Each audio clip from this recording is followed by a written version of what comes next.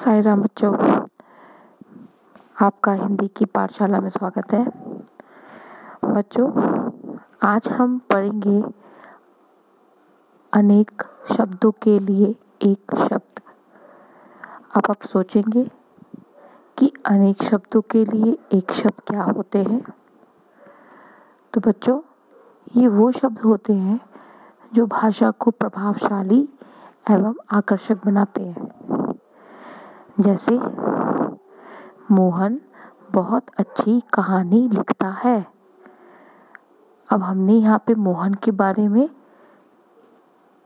क्या बात लिखी है कि वो एक अच्छी कहानी लिखता है।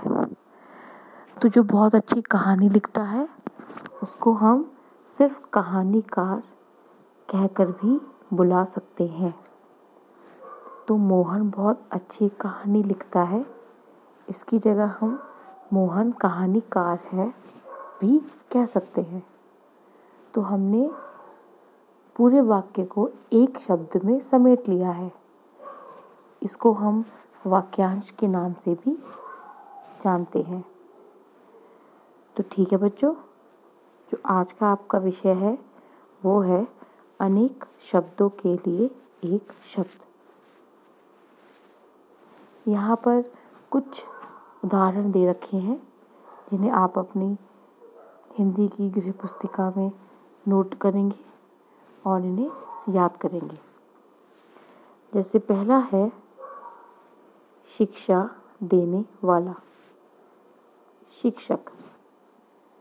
तो जो आपको स्कूल में पढ़ाते हैं, जिनको आप टीचर बोलते हैं, उनको हम हिंदी में शिक्षक के नाम से भी जानते हैं।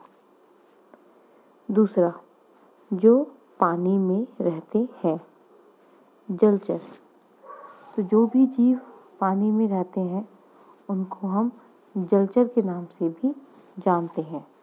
तो अगर आपको कभी कहीं भी सुनने को मिले जलचर शब्द, तो आप समझ जाइएगा कि पानी में रहने वाले जीवों के बारे में बात हो रही है। तीसरा, जिसे ज़्यादा भूख लगती हो, भुक्कड़। ठीक है। अगला है पढ़ने वाला, विद्यार्थी। तो बच्चों, आप सभी विद्यार्थी हैं, क्योंकि इस समय आपका सबसे मेन उद्देश्य, परम उद्देश्य यही है कि आप पढ़ें लिखें और नई नई बातें सीखें।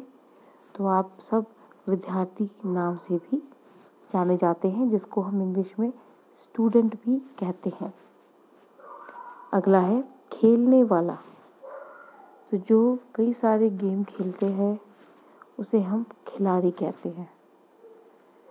ठीक है, आप सब भी बहुत सारे गेम खेलते हो, तो कहीं ना कहीं आप भी खिलाड़ी हो। अगला है तप करने वाला, तपस्वी। बच्चों, अगर आप कभी गंगा जी के घाट पर गए हो तो आपने वहाँ देखा होगा कई सारे साधु संत बैठ के माला जापते हैं। तो वो तपस्वी कहलाते हैं, क्योंकि वो भगवान का नाम लेके तप करते हैं। तप मतलब होता है एक ही चीज़ पे, जैसे भगवान की ही मूर्ति को सामने रख के या मन में सोच के उनका नाम बार बार लेना। तो उसको हम मेडिटेशन भी कहते हैं। और ये सब आप भी करते हो। जब भी आप पूजा करते हो, आप अपने हाथ जोड़ते हो, आंखें बंद करते हो और अपने भगवान को याद करते हो। तो तप करने वाला क्या कहलाता है? तपस्वी। अगला है दान करने वाला। जो दान करता है उसको हम दानी भी कहते हैं। अगला कविता लिखने वाला। तो जैसे कहानी लिखने वाले को कहानीकार कहते हैं, कविता को लिखने वाले को कवि भी कहते हैं। अगला है आकाश में उड़ने वाले। तो जो भी जीव आकाश में उड़ते हैं उनको हम नभचर के नाम से भी जानते हैं। अब आती है बारी 10वें नंबर की, जो समय बताती है, घड़ी। तो जो हमें समय बताती है उसको हम क्या कहते हैं? घड़ी।